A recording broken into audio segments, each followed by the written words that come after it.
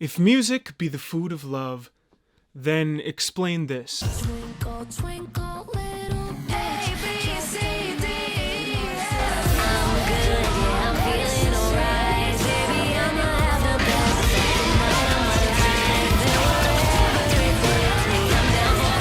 life. 2023 2022 has been kind of a weird year for music for me. I've heard a lot of people say that it's one of the best years for music in the last few years, or at least the best year for music so far in the 2020s. I can't disagree more. This year was sort of a year of disappointments in many ways, and there are some albums that lived up to the hype, others that just really fell short for me. But not to be too negative, we got some amazing albums. This is how we're going to do the video, right? We're going to go through a couple albums, some notable albums that I discovered in 2022 but didn't release in 2022. And then we're going to do a list of some of the biggest albums of the year that I managed to listen to. Then we're going to talk about some honorable mentions and then my top 10 favorite albums that released in the year 2022. So, let's get started.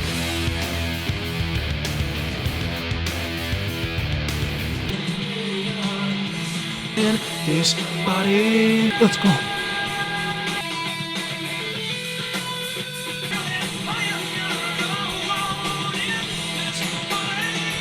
Tool, baby, Tool. Hello? Tool? Hello? Did I break the mic? Hello? Did I break the mic? No, you can hear me. You can hear me, right? You can hear me. Yeah, I finally checked out Tool. Who's, I didn't think I would ever be into Tool because they're a metalcore band, and I typically don't go for metal music because it all sort of sounds the same to me, but, this is like, dude, they were not joking about Tool, man. This is like one of the best bands I've ever heard. They're so cool. They're just the guitar work, the drums, the vocals. It just all comes together in a way that's like so satisfying. I put their albums on in the car now like all the time. It's kind of my go-to music. Just when I can't think of anything to listen to, I put on Tool and just rock out. And just some of the lyrical themes are pretty interesting. But the song 46 and 2, oh, I feel myself shedding my skin and descending into just a whole new being entirely listening to that song. It's so good.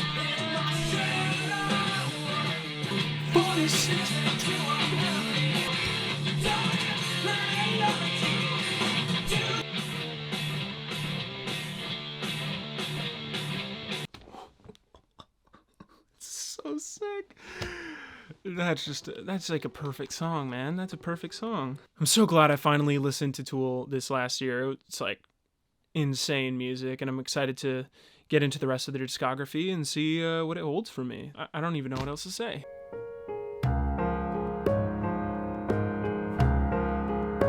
Are lined with portraits, and I got my new refreshing leather jacket. Knows how to write a song.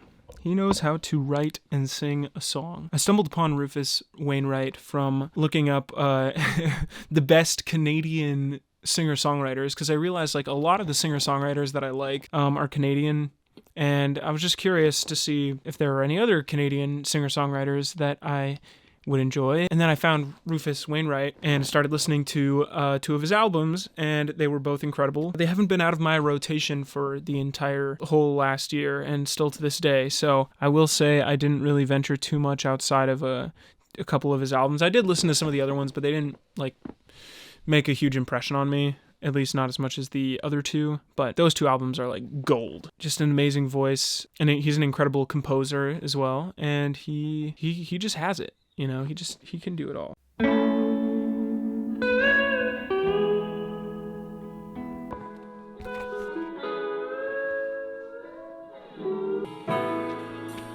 No one has to be. I know what a true friend you've been, but if you're stubborn like me. Do I even need to say anything? I mean, that's... Yeah, I stumbled across this band called Songs Ohio, and oh my gosh. Their music is so powerful and moving and unique. Alt country, there's like a lot of rock elements and some folk elements. Just beautiful, heartbreaking songwriting and an incredible lead singer and poet in Jason Molina, the frontman of the band, who died way too young. Man, every time I listen to this album, it transports you to a very specific, unique, and moving place. They instantly became one of my favorite artists. I will never not listen to this album in particular, and I don't listen to like too much country music, but I listen to some, and this one is just, it's so special. I mean, this band and Jason Molina gave something real and gave something raw and unique and personal and overwhelmingly beautiful. Yeah, please listen to the band Songs Ohio. Please, please listen to it. Please. Taking a banana break. So those are all the albums that I wanted to talk about for what I listened to in 2022 that came before 2022. So now let's talk about some notable albums that came out this year that maybe weren't to my taste, let's say. To my taste? This banana's to my taste, let me tell you. You hear it? That's disgusting. I will probably not leave that in the video. Yeah, I'll leave it in. We're just going to run through these pretty quickly because I don't have too much to say about them. But Harry's House came out this year. Yeah, it was fine. It was Harry Styles music. People enjoy it. I enjoyed it in the background for the most part, but I wouldn't actively listen to it or seek it out. But it doesn't anger me. It doesn't upset me. It just exists. I get why people enjoy it, but it's just totally not for me. So then we got Renaissance by Beyonce. This one, don't really understand the hype about this album in particular. I didn't love the house cuts. There were like 2 songs on this album that I thought were really good, and that was Virgo's Groove and Plastic Off the Sofa, I think is the name of the song. But those I would say are maybe the least like house songs from what I remember. Yeah, I found it to be kind of empty. I found it to be kind of lacking in anything that even made me want to dance, really. Break My Soul is kind of a fun song too, but not my favorite, not my cup of tea. Melt My Eyes, See Your Future by Denzel Curry kind of disappointed me this year. I really love Taboo. It's one of my, maybe one of my favorite rap albums ever, honestly. I listen to that that's like my walking album. I listen to that album, which is ironic because there's a song on this album called Walkin'. And I don't listen to that when I'm walking. This album is very low-key. For me, when I'm looking for Denzel Curry music, I'm looking for something more energetic, a little bit more hype. I mean, I can get the low-key cuts too, but they didn't work for me for this. I kind of got bored listening to this album. I fell asleep to it a couple times and didn't blow me away. Really didn't blow me away. I don't return to it often. Even like in his Tiny Desk performance, like the Melt My Eyes songs are like my least favorite of that performance. Mr. Morale and the Big Steppers by Kendrick Lamar. This is maybe the most controversial take here, but I appreciate a lot about this album. I appreciate a lot of the subject matter that's being talked about on the album. I appreciate that Kendrick is going for something different. It's an album of high highs and low lows for me, and it pretty much all just has to do with the way that the music sounds. I'm fine with a lot of the subject matter that he gets to on the album. I like some of the lyricism, but just the way it sounds doesn't appeal to me at all. It feels kind of trendy. I just didn't love this album from like a sonic perspective, if that makes sense. It's a good album, but it didn't live up to my expectations for a new Kendrick album, personally. And then probably my most anticipated album of the year, Father John Misty's new album, Chloe and the Next 20th Century. Yeah, I've been waiting for this album for a very long time. Father John Misty is one of my favorite artists. When I heard the first single, Funny Girl, it was great. I really thought, okay, he's going somewhere big with this album. This album's gonna be like pure comedy too, just like of that scale, you know? But I think it's probably his worst album if I'm being totally honest. I think that comes down to just the tunes, just the melodies all kind of sounding the same. Some very weird production choices, like this awful vocal effect on one of the songs. I think it's a case of some of the best songs of the record being the singles from the record. Although I also really liked the song Buddy's Rendezvous, which weirdly enough had a version with Lana Del Rey on it. That sounds amazing, but it wasn't a part of the album. I don't know what's going on there, but like they should have released that one on the album. I don't know why they didn't. Yeah, was kind of disappointed, was kind of let down by this album. Kind of a shame, but you know. I appreciate that he is trying something new, and I hope he continues to experiment in the future. No, this wasn't filmed on a different day. That's silly. Have you been listening to your friends? Well, the lighting's different? Really? The lighting's maybe you think the lighting is different, but it's the same. It's the same because it's the same day, so I don't know. Maybe you should take a nap. You're looking kind of tired lately. Are you okay? A debut album from new post-punk band Wet Leg, released in 2022. Just really didn't enjoy this particular album. I didn't like the vocals. I thought that the lyrics were quirky for the sake of quirk. I didn't find anything to latch onto with it other than it's trying to be a weird alt record that people will listen to be different. That's about it. There's not really much emotional substance there. Not to say that there's none, but not enough that I would consider it worth listening to. Yeah, it kind of annoyed me. It's not a horrible album or anything like that, and it is a debut record, but I was not on the same level as other people with this record. So let me know if you like Wet Leg and what you like about them. And yeah, a lot of people have said that this record is fun. That's great for them if they had fun listening to it. I would have loved to have that experience with it, but here we are. Okay, we're finally at the honorable mentions. There are only two albums that I really want to talk about here.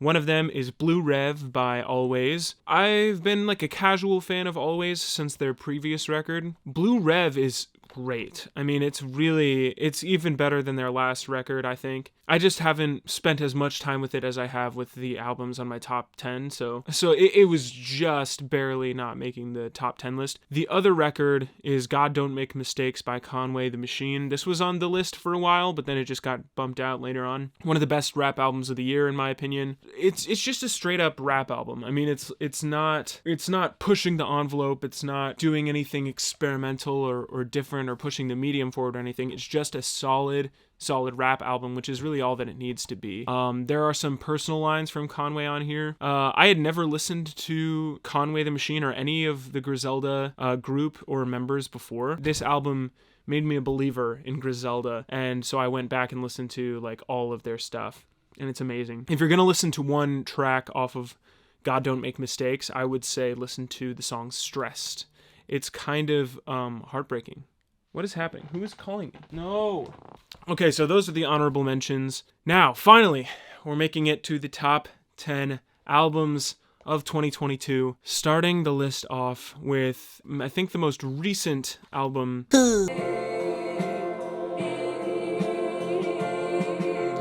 Everybody,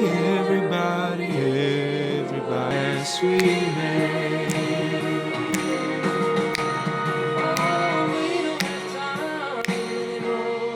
And In the Darkness, Hearts Aglow by Wise Blood. This is her follow-up to Titanic Rising, which a lot of people really loved, including me. This is like ASMR the album. Put it on whenever I need something soothing or something to just kind of wash over me. It's a good driving album. I would say this album is more stripped back than her last album. Like, it's got more folky instrumentation and acoustic guitars. Yeah, it's a beautiful record. I can't imagine anyone not enjoying this. Maybe people would find it a bit boring, which I think is understandable. The album is a little front-loaded with the songs that I like. My favorite songs are like the first couple tracks, and there's some forgettable tracks towards the end, but beautiful album. It's great. Check it out.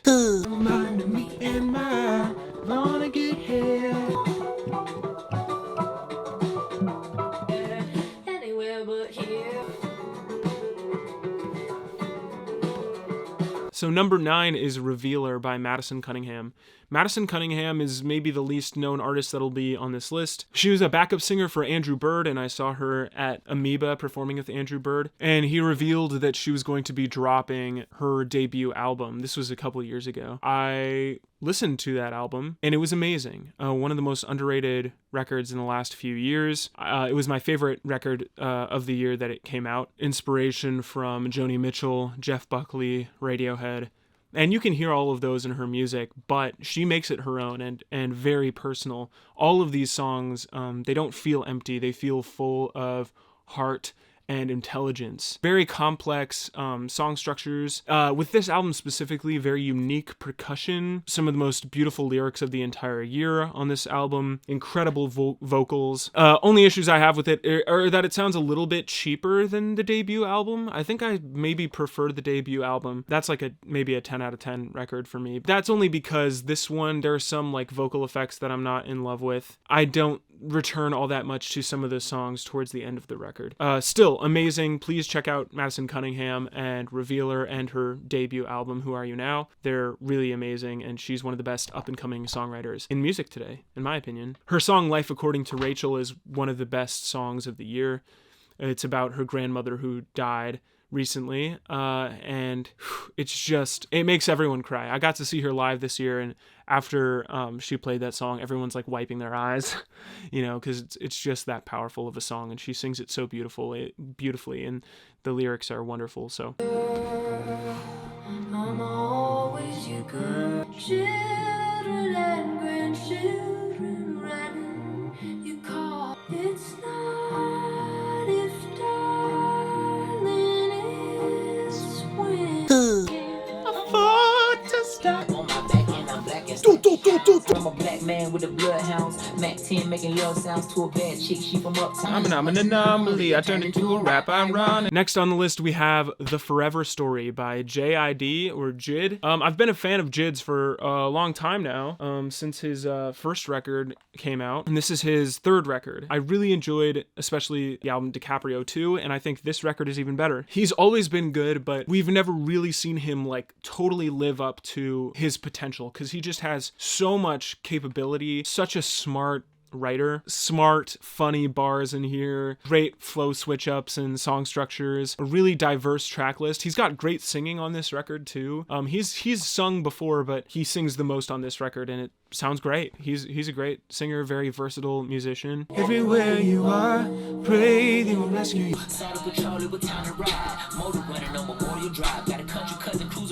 I think there's still a little bit of room to like reach the heights that I kind of feel like he could reach, but this album is his best so far, and I've listened to it all the time. So The Forever Story. I live in the city, maybe On the bridge we stood.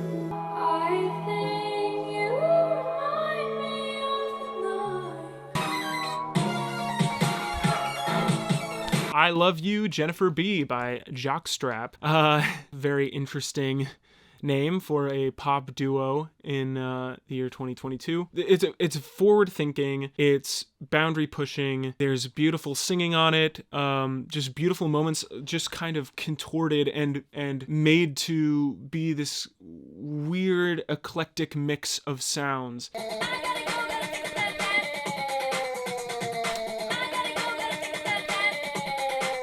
There's something that makes you anxious about it, but then there's moments that are very soothing.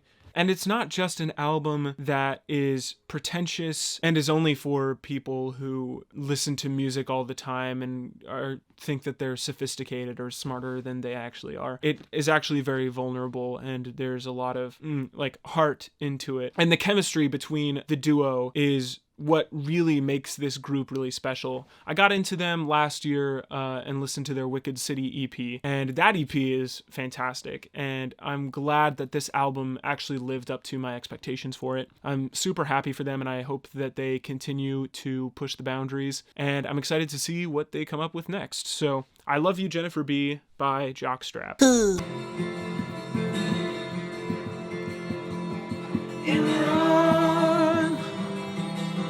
Run through the vast and open. You Belong There by Grizzly Bear. What? No. You Belong There by Daniel Rawson from Grizzly Bear. I'm kind of like a casual fan of Grizzly Bear. I've liked some of their songs, but I don't really like listen to full albums of theirs. This album is so great. I mean, it kind of is making me a Grizzly Bear fan. It's hypnotic and it's a grower. Like I when I first listened to it, I really enjoyed it, but as I kept listening to it over and over again throughout the year, it just stuck with me in this like very specific place in my brain. All of my favorite albums kind of scratch this itch that I didn't even know that I had, and this is definitely an example of an album that does that for me. When I couldn't face the world. Atmospheric, it's sort of hard to grasp. There's incredible guitar playing and singing on all over this record, and just amazing compositional structure. It's one of the most cohesive records of the year too, just from start to finish. Not that every song sounds the same, but it all provides sort of a similar mood and aesthetic. Yeah, loved it. One of the best singer-songwriter records of the entire year. Circumstance where you're in your hands, 'cause the girl you know disappears. Here we go. Once Twice Melody from Beach House. I didn't get the gold one. I got this one. Once Twice Melody is Beach House's new record. It's huge. It's like a quad LP. I'm pretty sure. It's separated into 4 parts, and that's kind of how they released it. It's sweet. It's maybe their most grand scale record that they've released thus far, and some of their most fine-tuned sound. It's great track for track too. Just so consistent. Definitely.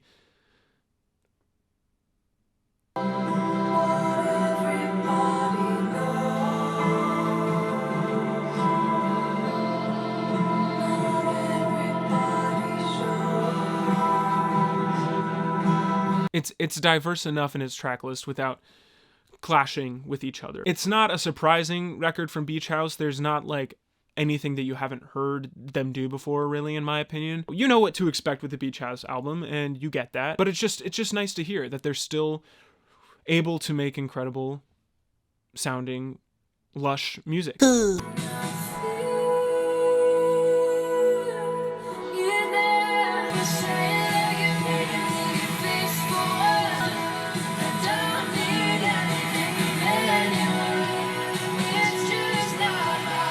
Preacher's Daughter by Ethel Cain is a heartbreaking singer-songwriter record. This is also one that grew on me as the year went on. It's like a fictional narrative. Ethel Cain is a character herself, and it's just these haunting stories of American life, trauma, searching for answers.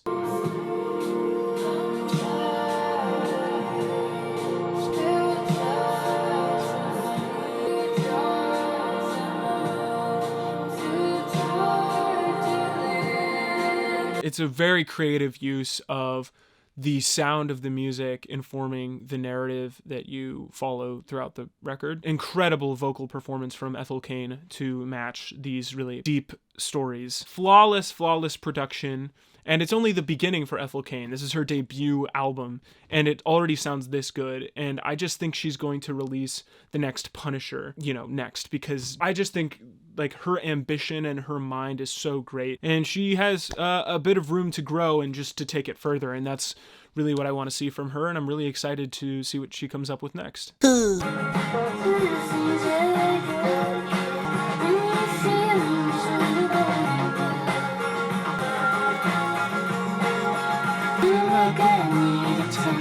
Dragon, New Warm Mountain, I Believe in You by Big Thief. It's an amazing record. I mean, I've been a Big Thief for, I've been a Big Thief fan for a bit now, and they never disappoint.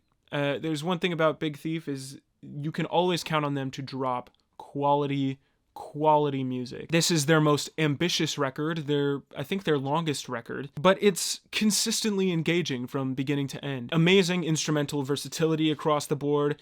These musicians are so good at everything that they do. It's really something else. I can't, like, all of the genres that they span. There's bluegrass stuff, there's almost like shoegaze stuff, there's classic folk instrumentals that we kind of expect to hear from Big Thief. Quest, pull the car over, wicked as a crow, now I'm done.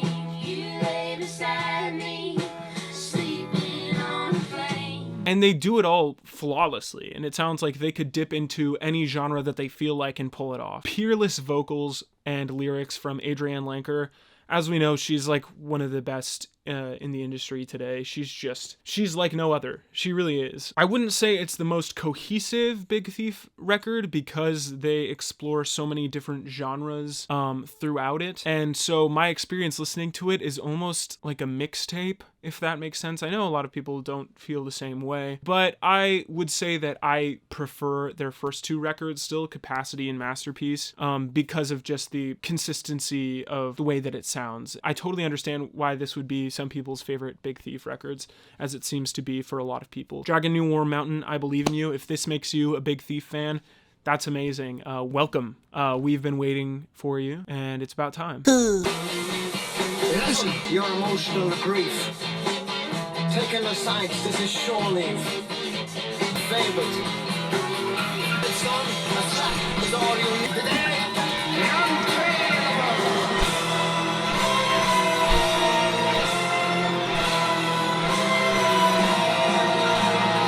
All right, we got it. We got Black Midi Hellfire. Woo! This record is awesome. I mean, it's the most addictive album of 2022 for me. When it came out, I listened to it 3 times in a row. I remember I was in the Chick-fil-A parking lot, and I just sat there eating my my chicken Cobb salad and listening to this on a loop, and it was great.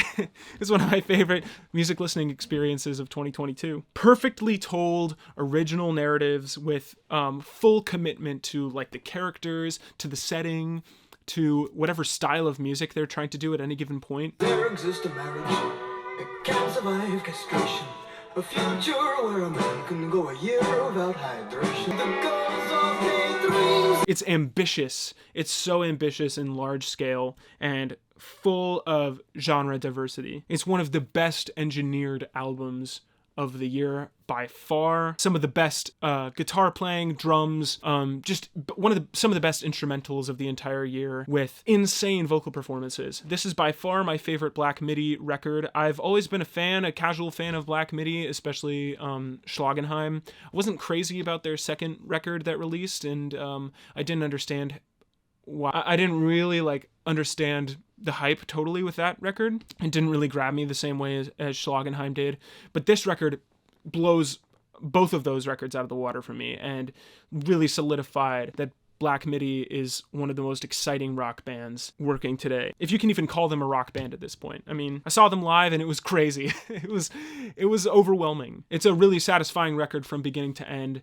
And the stories, like I said, the stories are so weird and dark and Stronger, we tell all our school friends. Oh, but every time I try to make lunch for anyone else in my head, I end up dreaming of you, and you come to me.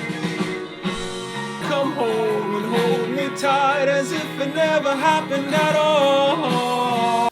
Yeah, I have no problem being like the most predictable person on the planet. Everyone seems to have this record at their number 1 or at least somewhere on their top 10 list. I got into Black Country New Road last year when they dropped their debut album for the first time. I listened to it the day that it released because I saw some music meme about it. And I was like, that album cover looks interesting. Let me go check that out. And it was my favorite record of last year. It was an album that I consider to be a 10 out of 10. It's very edgy, post-punk with like klezmer inspiration in there as well. Super weird, super epic, and one that I played all the time and tried to get literally everyone that I know to listen to. So I was so excited for this record to release. When it dropped, I went on a walk to go listen to it. I listened to it all the way through, and I listened to it again. Initially, when I put this album on, I was hearing a lot less of that edgy post-punk sound that had drawn me into the band initially. And the lead singer, Isaac Wood, was singing more than he was doing like the spoken word stuff that he was doing on the debut. And it took a little bit of the way through the album to fully adjust to what he was doing and the direction that the band was going in general. And sort of once I had finished the album, the first couple times I thought, That was amazing, but I still prefer the debut. Now that I've lived with this album, I've listened to it a million times. They're like here and here. I mean, I love both albums so much. I think I've probably listened to this one more than the debut album. It's a masterpiece. It's a modern classic. These guys put everything into their performances.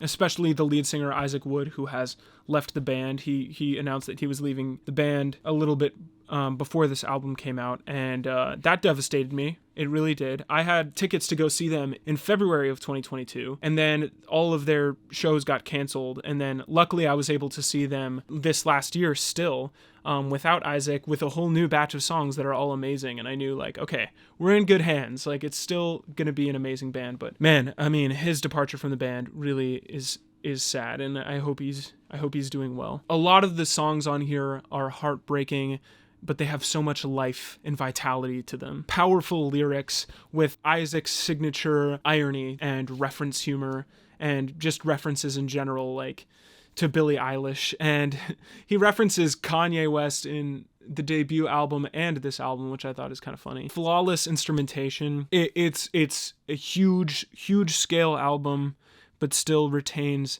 that intimate vulnerability. The songs are structured, many of them, with these like long build-ups. There's this explosion, and then they start to build up again into an even bigger explosion, and then by the time you get to that final conclusion, you're just left completely speechless.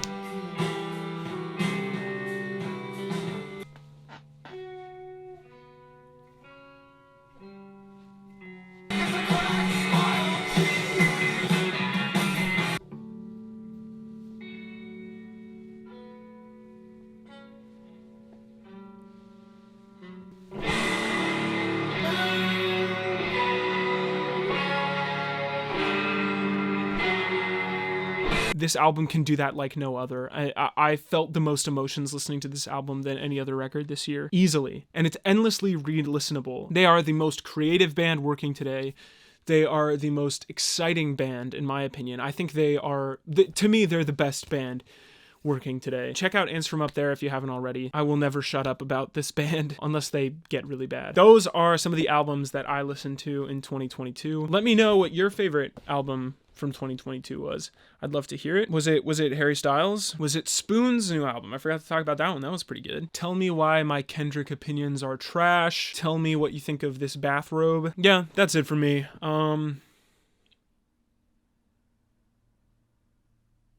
Have a nice day. I don't know. Do whatever you want. I don't know. Bye. Leave.